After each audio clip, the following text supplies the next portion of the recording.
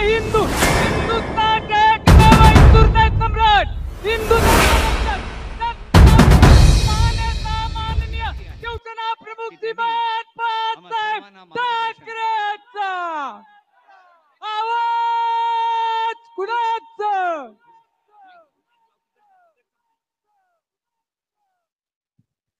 मी मुंबईकर शिवशक्ती भीमशक्ती एकजुटीचे प्रणेते महाराष्ट्रातील तमाम शेतकऱ्यांचे गोरगरिबांचे कष्टकऱ्यांचे वारकऱ्यांचे कैवारी मी विनंती करतो आपण ज्या क्षणाची आतुरतेने वाट पाहत आहोत सन्माननीय माजी मुख्यमंत्री शिवसेनेचे पक्षप्रमुख आदरणीय उद्धव साहेब ठाकरे यांचे विचार आणि यांचं मार्गदर्शन ऐकण्यासाठी आपण उत्सुक आहोत.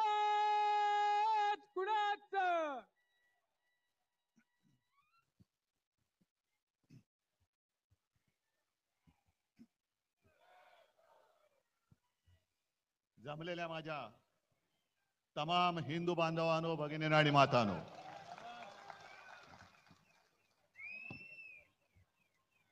निवडणुकीच्या निकालानंतर पहिल्यांदाच आपण असे समोरासमोर भेटतो. आजपर्यंत 23 जानेवारी हा शिवसेना प्रमुखांचा हिंदू हृदय सम्राटांचा जन्मदिवस आपण षण्मुखानंद हॉलमध्ये करत होतो. पण 2 महिन्यापूर्वी जो काही निवडणुकांचा निकाल लागला मला तर काय पटलेलं नाही. तुम्हाला पटलाय का? आणि मध्ये अब्दाली येऊन गेले. कोण? अमित शहा. आणि त्यांनी सांगितलं की महाराष्ट्रातला हा विजय उद्धव ठाकरेंना त्यांची जागा दाखवणार आहे. ठीक आहे अमित शहाजी, जखमी वाघ काय असतो आणि त्याचा पंजा काय करतो ते तुम्हाला येत्या भविष्यात दिसेल. मराठी माणसाच्या नादी लागू नका. जिथे औरंगजेबाला झुकवलं तिकडे अमित शहा काय कोणती झाडकी पत्ती आहे. पण मी मुद्दामून आज ही जाहीर सभा घेतली कारण एकदा कळू तरी त्या माझ्यासोबत आहेत तरी कोण, किती लोक राहिलेत. पहिलं मी तुम्हाला विचारतोय, तुमचा सगळ्यांचा माझ्यावरती विश्वास आहे की नाही? कारण अमित शहा तुम्ही माझी जागा ठरवू शकत नाही. माझी जागा ठरवणारी ही माझी अस्सल शिवसेना प्रमुखांनी दिलेली वडिलोपार्जित संपत्ती आहे. आणि जे शिवसेना प्रमुख बोलायचे की जोपर्यंत तुम्ही शिवसैनिक आहात तोपर्यंत मी शिवसेना प्रमुख आहे, तेच मी सांगते की जोपर्यंत तुम्ही शिवसैनिक आहात तोपर्यंत मी तुमचा पक्ष प्रमुख आहे. गद्दारांनी वार केले तर उद्धव ठाकरे संपणार नाही. गद्दारांना गाडूनच मी संपेन. पण ज्या दिवशी माझा एक जरी निष्ठावंत शिवसैनिक बोलला, उद्धव तू बाळासाहेबांचे विचार सोडलेस, बाजूला हो, त्या क्षणी जसं मी मुख्यमंत्री पद सोडलं तसं मी माझं पक्षप्रमुख पद सोडल्याशिवाय राहणार नाही. आणि मला खात्री आहे की ज्या पद्धतीने संपूर्ण महाराष्ट्र मला त्यांच्या परिवारातला एक सदस्य मानतो, मला त्यांचा कुटुंब प्रमुख मानतो, तो माझा महाराष्ट्र, तो माझा मुंबईकर एवढा निष्ठुरपणे एवढा निर्दयतेने माझ्याशी आणि जीवाला जीव देणाऱ्या शिवसेनेशी वागू शकत नाही. ठीक आहे, हारजीत होत असते, पण मुळामध्ये हा विजय जसा पराभव आम्हाला धक्का देणार होता तसा विजय सुद्धा भाजपच्या अनेक लोकांना अजून पचत नाही की आपण जिंकलो कसे. काहीतरी गडबड घोटाळा नक्की आहे, ईव्हीएमचा तर नक्कीच आहे. पण एक साधा प्रश्न आहे की ज्या अमित शहानी संपूर्ण सरकारी यंत्रणा वापरून 2.5 वर्ष आपल्या महाराष्ट्रावरती घटना बाह्य सरकार लादलं, ते असा तसा महाराष्ट्र आपल्या हातातून सुटू देतील? आणि एक तर महाराष्ट्राने मोदींच्या अश्वमेधाचं गाढव लोकसभेत ज्या पद्धतीने अडवलं, तो फटका अजून त्यांच्या वर्मी जो घाव बसले त्यातनं अजून ते उठत नाहीये. आणि त्यांना पक्क माहिती होतं की ज्या क्षणी महाराष्ट्र आपल्या हातातनं जाईल त्या क्षणी दिल्ली कोलमडणार आहे. जर महाराष्ट्राचा निकाल सर्व जनतेच्या मनासारखा लागला असता तर आज दिल्लीतलं सरकार कोलमडलेलं तुम्हाला दिसलं असतं. ही महाराष्ट्राची ताकद आहे. आणि पहिल्या प्रथम जरा अमित शहाचा थोडा समाचार घेतो, कारण घ्यायलाच पाहिजे. उद्या परत येत आहेत. कुठे मालेगाव मध्ये जात आहेत का आणखीन कुठे जात आहेत, काय काय बोलून गेल्यात, काल काय बोलले त्याचा मी आज समाचार घेईन, उद्या काय बोलणार त्याचा मी परवा समाचार घेईन. पण समाचार मी घेणार, मी नाही सोडत. कारण अफजल खानाचा पोवाडा तुम्ही ऐकलात ना, मिठी मारू तर प्रेमाने मारू, पण पाठीत वार केला तर मात्र वाघ नख काढू. हा महाराष्ट्र आहे, हा महाराष्ट्र आहे आणि ही महाराजांची शिकवण आहे. अमित शहाजी, तुम्ही जे काय बोललात की शरद पवारांना त्यांनी जी काय दगाबाजी केली होती 78 साली, त्यानं 20 फूट जमिनीच्या आत गाडले. आता 78 साली माझं वय काय होतं, अमित शहाचं वय काय होतं, पण त्यांना ही कल्पना नसेल की 78 साली शरद पवारांनी जो काही पुलोदचा प्रयोग केला होता आणि ती जी काय दगाबाजी केली होती, त्या दगाबाजीमध्ये जनता पक्ष म्हणून भारतीय जनता पक्ष सुद्धा सामील होता. आणि त्यांच्या हसू अडवाणी नावाचा इसम माणूस जे आपले चेंबूर मधून निवडून यायचे, ते त्या पुलोदच्या दगाबाजी केलेल्या सरकारमध्ये मंत्री होते. म्हणजे दगाबाजीचं राजकारण तुम्ही सुरू केले, खतपाणी तुम्ही घालताय. अगदी सुरुवात करायची झाली तर कुठून करता येईल, मला एवढ्या मागे जायची आवश्यकता नाही. श्यामाप्रसाद मुखर्जींपासून सगळं काढता येईल. जनता पक्ष सुद्धा जो इंदिरा गांधींच्या हुकुमशाहीच्या विरोधात, आणीबाणीच्या विरोधात निवडून आला होता, जनतेने निवडून दिला होता, तो जनता पक्ष सुद्धा फोडण्यामध्ये तेव्हाचा जनसंघ हा आघाडीवरती होता. ही दगाबाजीची बीज ही अमित शहाजी तुमच्यामध्ये आहेत, तुमच्यामध्ये, आमच्यामध्ये नाही. दगाबाजी महाराष्ट्र कधी करू शकत नाही. पण मधल्या काळात तो जो काही त्यांनी प्रचार केला, एक असं म्हटलं जातं, मी बीकेसीच्या सभेमध्ये म्हटलं होतं की पंकजा मुंडे त्या सगळ्या विधानसभेच्या काळात बोलल्या होत्या की भाजपचं सगळं वेगळं असतं बाबा. बाहेरच्या राज्यातून 90,000 लोक आणलेत, किंवा गुजरात मधनं आणलेत. मग काही जण असं म्हणतात की ते RSSचे कार्यकर्ते होते. म्हटलं ठीक आहे, असतील, पण आता ते 90,000 कुठे गेले? समजा जो शिवसैनिक आपत्ती काळामध्ये मुंबईकराच्या जीवाला जीव देतो, धावून जातो, जीव वाचवतो, ते 90,000 जे काय RSSचे असतील तर कार्यकर्ते आता धावून येतील? मग मुलाला शाळेत ऍडमिशन पाहिजे, कुठे काहीतरी दंगली झाल्यात, रुग्णाला हॉस्पिटलमध्ये ऍडमिट करायचंय, रक्त पाहिजे, RSS वाले देतील? 90,000 लोक जी काय बाहेरून सगळी उपरी आणली होती, त्याच्यापैकी एक तरी माणूस रक्तदान करेल की गोमूत्र दान करेल, हे तुम्ही विचारा. कारण ते करू शकतात.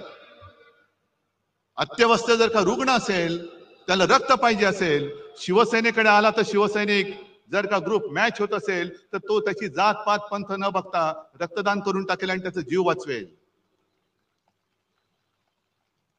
पण जर ते 90,000 कार्यकर्ते संघाचे असतील आणि त्यांना सांगितलं की अत्यवस्थ आहे, रक्त पाहिजे, रक्त नाही, आम्ही गोमूत्र देतो.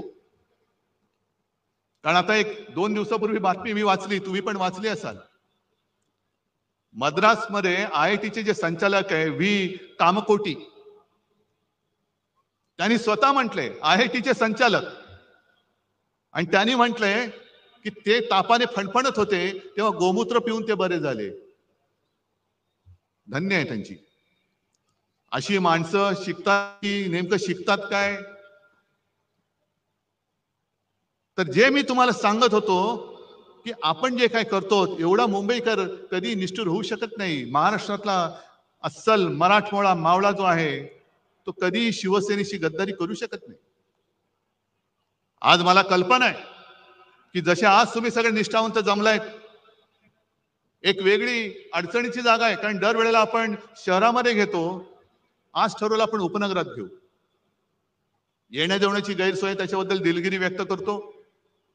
कारण मी येताना सुद्धा खूप लोक चालत येत होते. किती वाजल्यापासून तुम्ही बसलायत?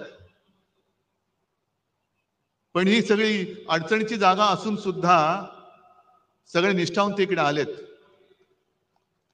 तुम्हाला खरंच मनापासून धन्यवाद देतोय. कारण मी लढतोच आहे तुमच्या ताकदीसाठी, तुमच्या ताकदीमुळे, तुमच्या ताकदीच्या भरोश्यावर मी लढतोय. वांद्र्याला तिकडे गद्दारांचा मेळावा सुरू आहे. आपली ही सभा झाल्यानंतर ते राजकारणातले बाडगे आणि गद्दार चिरकणार तर आहेत, कारण त्यांचं कामच ते. एकतर काही स्वतःचे विचार नाही, आदर्श नाही. फक्त मला त्या गद्दाराने एक सांगायचे की अरे तुम्हाला कळते का तुम्ही काय करताय? तुमच्या हातात चाकू देऊन या महाराष्ट्राच्या मातेचा तुमच्याकडनं वध करतायत, महाराष्ट्राच्या अस्मितेचा वध करतायत. कळते तुम्हाला? पैसे घेऊन जाताय, जा. आज कदाचित तुम्ही जिंकला असं तुम्हाला वाटत असेल, पण दोघांमधला फरक, आज आम्ही हरलो तरी सुद्धा जनता ज्या पद्धतीने माझं स्वागत करते कुठेही गेलं तरी, आणि सांगते, हळहळतात की उद्धवजी असं नाही व्हायला पाहिजे, आम्ही शिवसेनेला मत दिलेलं आहे.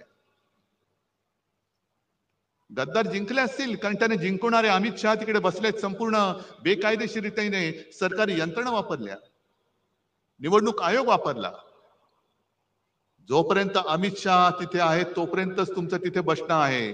एकदा का महापालिका निवडणुका होऊ द्या, मग यांची काय विल्हेवाट लागते ते बघा.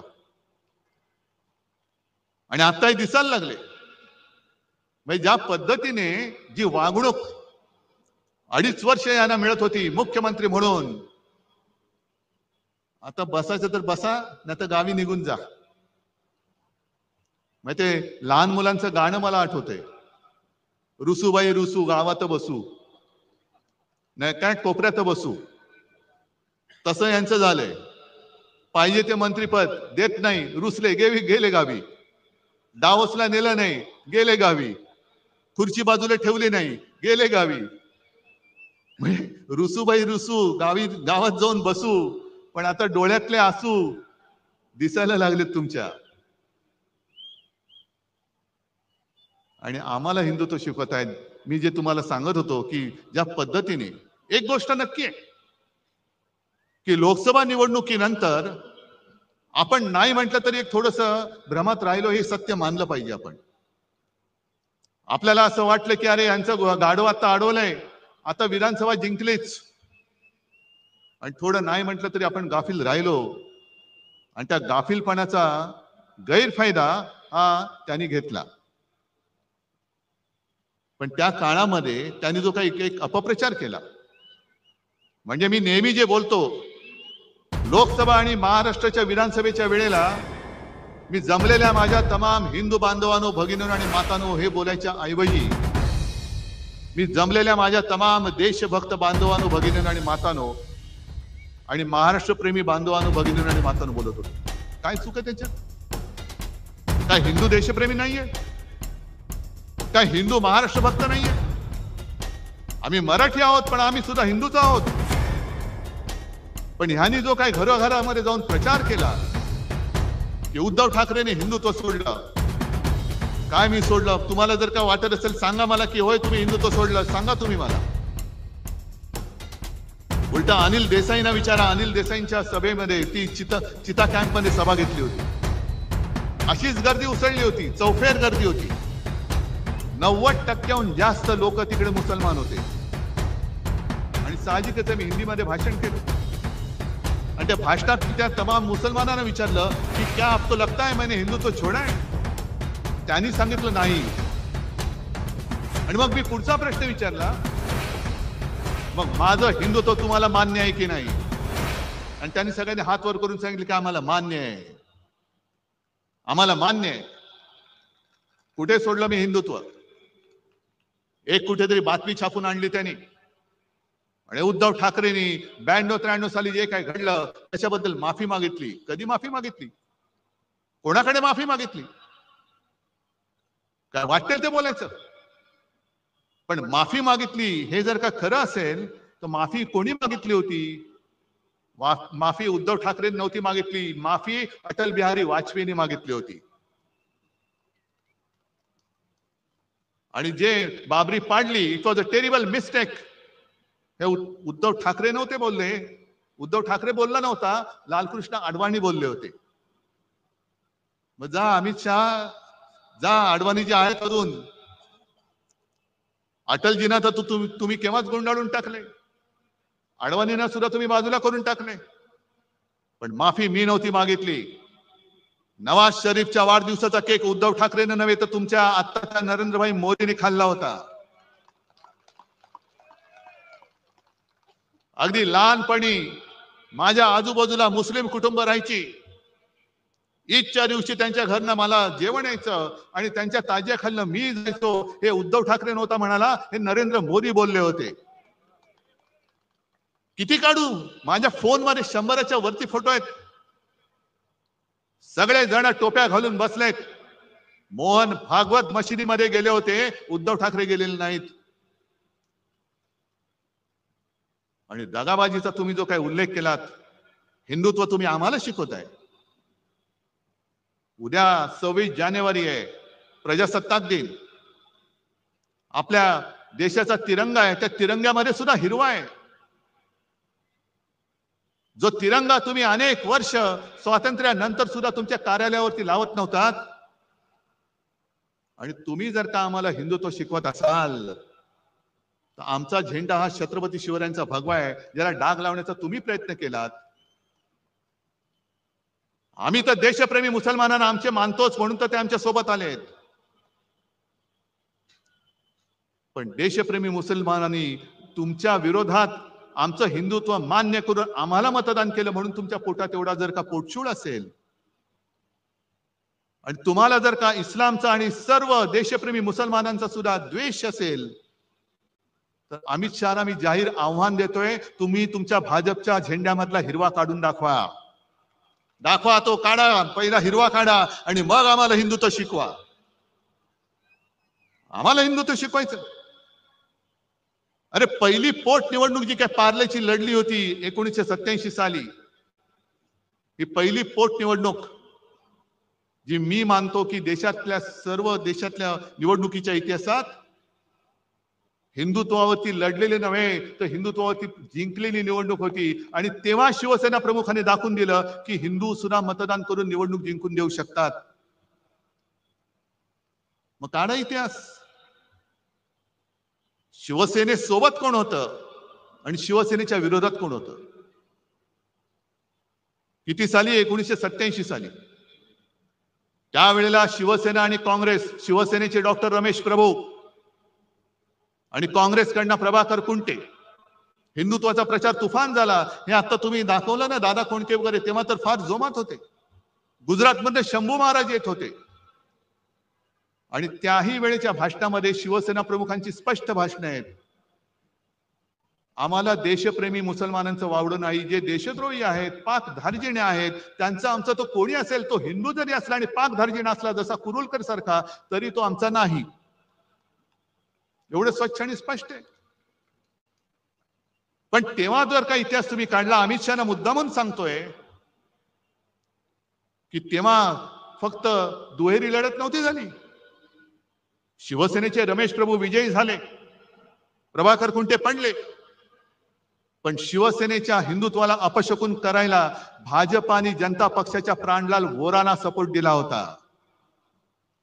का तेव्हा तुम्ही हिंदू म्हणून आमच्या सोबत आला नाहीत? कुठे गेलं होतं तुमचं हिंदुत्व?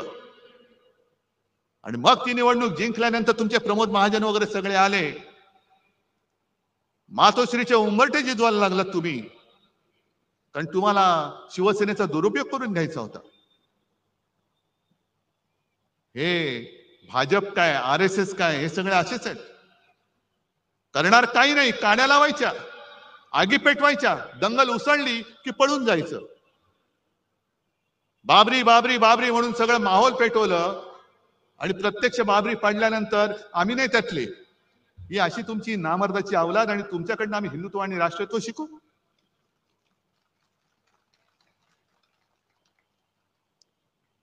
आणि तीच ती निवडणूक होती. हिंदुत्वाच्या मुद्द्यावरती शिवसेना प्रमुखांचा आणि नंतर सुभाष देसाईंचा पण त्या निवडणुकीत शिवसेना प्रमुखांचा मतदानाचा अधिकार काढून घेण्यात आला. तीच ती निवडणूक होती ज्याच्यामुळे शिवसेना प्रमुखांना आयुष्यात कधी निवडणूक लढणारच नव्हते, पण त्यांना निवडणूक लढवण्यापासून 6 वर्ष लांब ठेवण्यात आलं आणि तो निर्णय अंमलात आणला तेव्हा काँग्रेसचं सरकार नव्हतं, अटल बिहारी वाजपेयींचं सरकार होतं. आणि आज तुम्ही आम्हाला बाळासाहेबांचं प्रेम शिकवत आहे. हे खरं आहे की 2000 साली छगन भुजबळ इथले गृहमंत्री असताना त्यांनी शिवसेना प्रमुखांच्या अटकेचा प्रयत्न केला होता. नंतर सगळं मिटलं, ते स्वतः घरी आले, सगळं झालं. पण ते जेव्हा अटक करायला निघाले होते तेव्हा अडवाणी, जर मी विसरलो नसेल तर देशाचे उपपंतप्रधान होते, गृहमंत्री होते. आणि शिवसेना प्रमुखांना जर अटक केली तर राज्यामध्ये आगडोंब उसळेल, तो उसळू नये म्हणून त्यांनी सीमा सुरक्षा दल किंवा केंद्रीय राखीव दल जे आहे ते शिवसेना प्रमुखांनी त्यांना अटक झाली तर दंगल उसळली तर बंदोबस्त करायला भाजप सरकारने महाराष्ट्रात पाठवलं होतं. हे तुमचं बाळासाहेबांचं प्रेम. ताडायची झाली तर तुमची साल्टी खूप काढता येतील. एवढी साल्टी निघतील की तुम्ही गावात फिरायच्या लायकीचे राहणार नाही. त्याच्यामुळे तुम्ही आमच्या अंगावर येण्याचा प्रयत्न करू नका. आज 23 जानेवारी आहे, काल 22 जानेवारी होता. बरोबर 1 वर्षापूर्वी अयोध्येच्या मंदिराचं लोकार्पण करण्यात आलं. अरविंद, मला वाटतं तुम्ही काल परवा जाऊन आलात, अजूनही त्या मंदिराचं बांधकामच पूर्ण झालेलं नाहीये.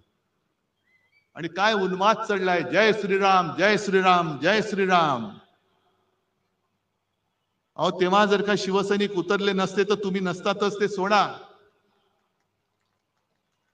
पण जय श्रीराम जसं आम्ही बोलतो,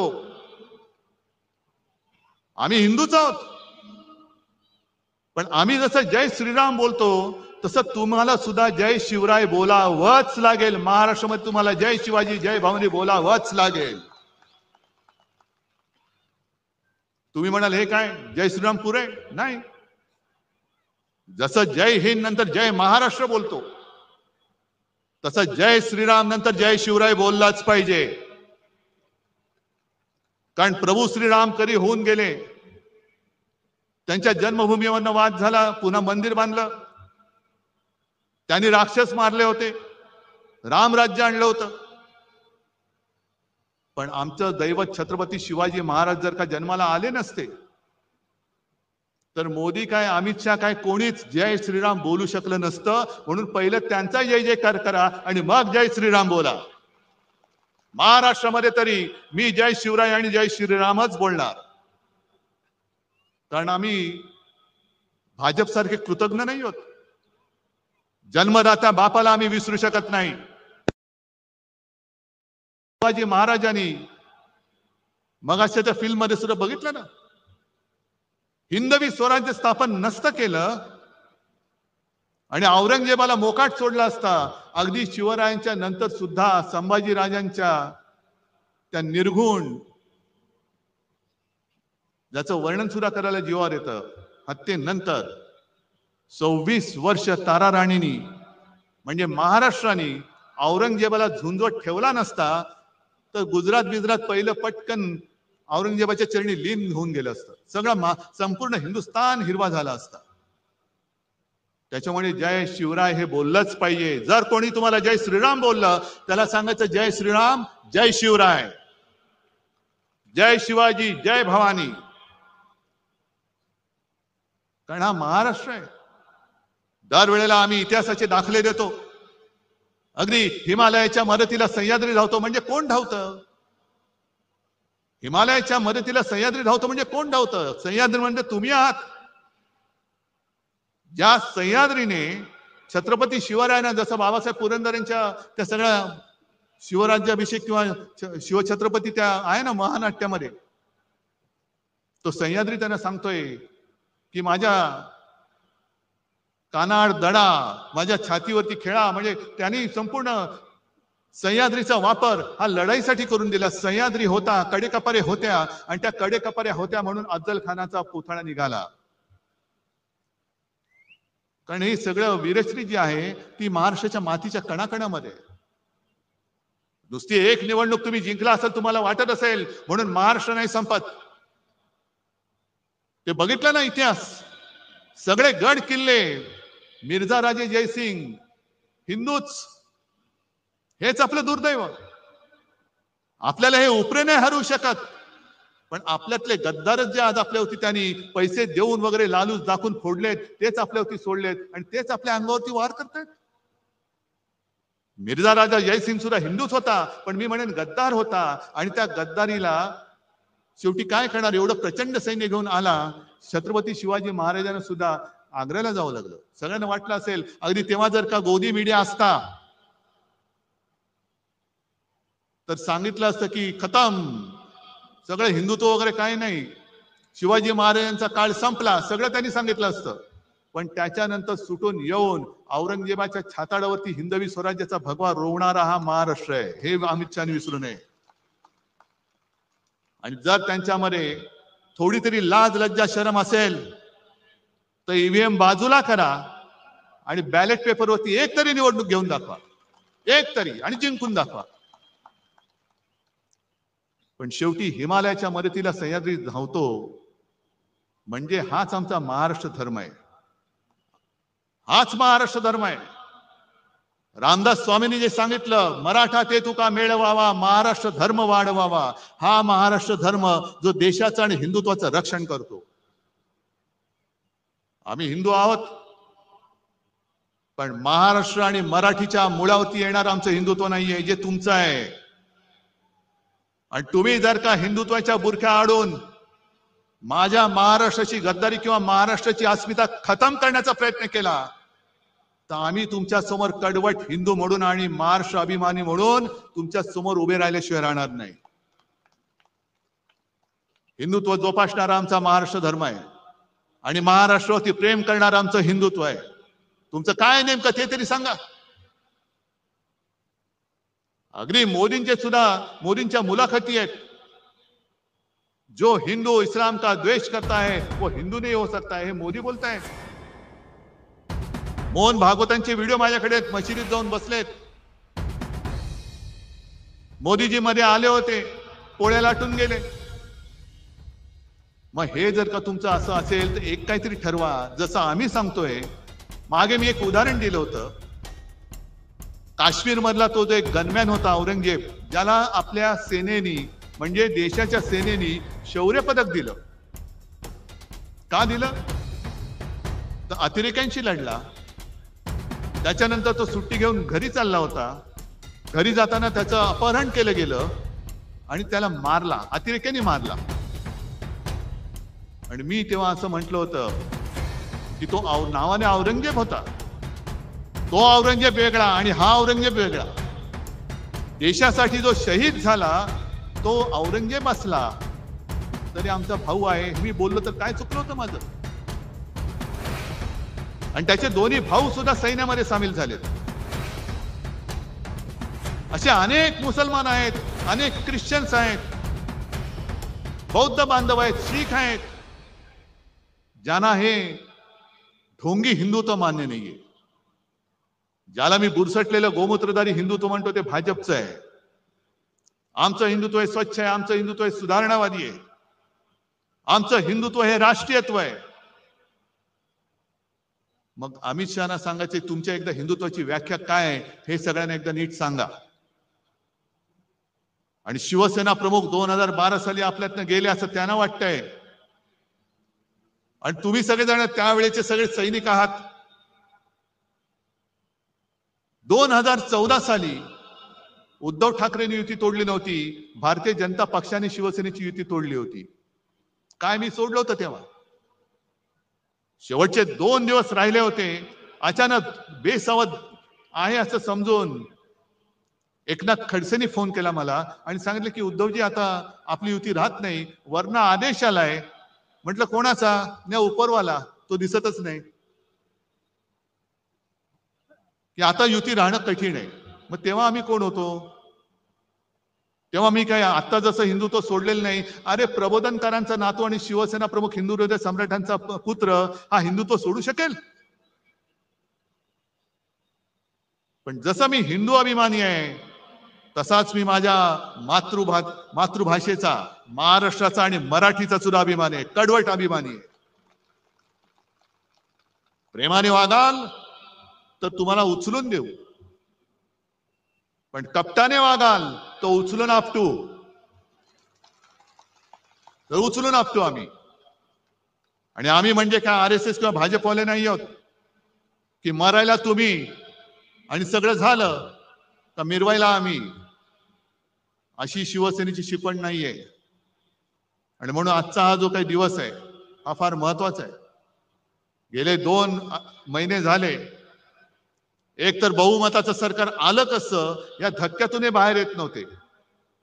आणि आल्यानंतर जो काही गोंधळ चाललेला आहे, पालकमंत्री कोण ठरत नाही. पालकमंत्री ठरले त्याच्यावरनं धुसफूस. मग मला पालकमंत्री व्हायचंय, रस्त्यावरती काय उतरतायत, ते टायर काय जाळतायत, आणि हे म्हणे बाळासाहेबांचे सैनिक.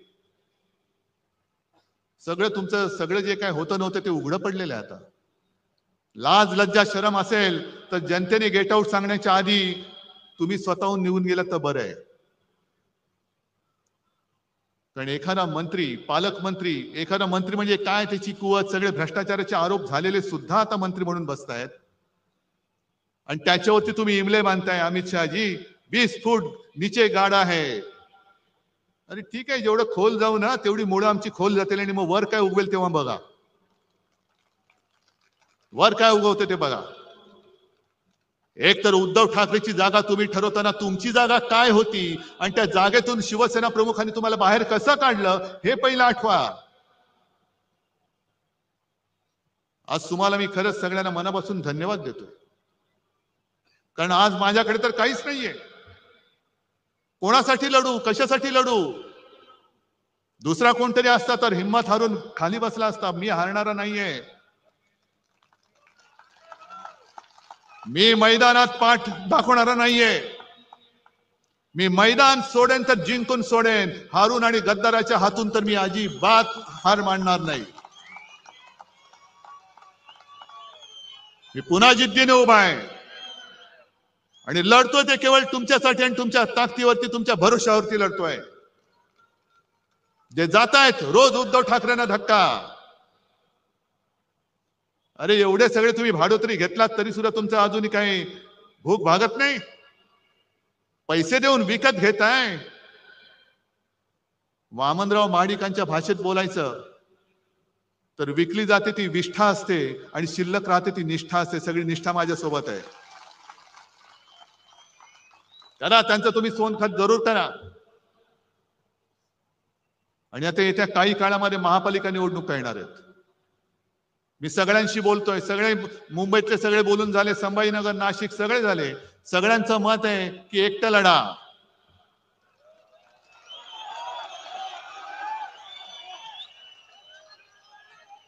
ताकद आहे. अमित शहाना जागा दाखवणार आहात. ठीक आहे, अजून निवडणूक जाहीर झालेली नाही, पण मला तुमची जिद्द बघू द्या, तुमची तयारी बघू द्या.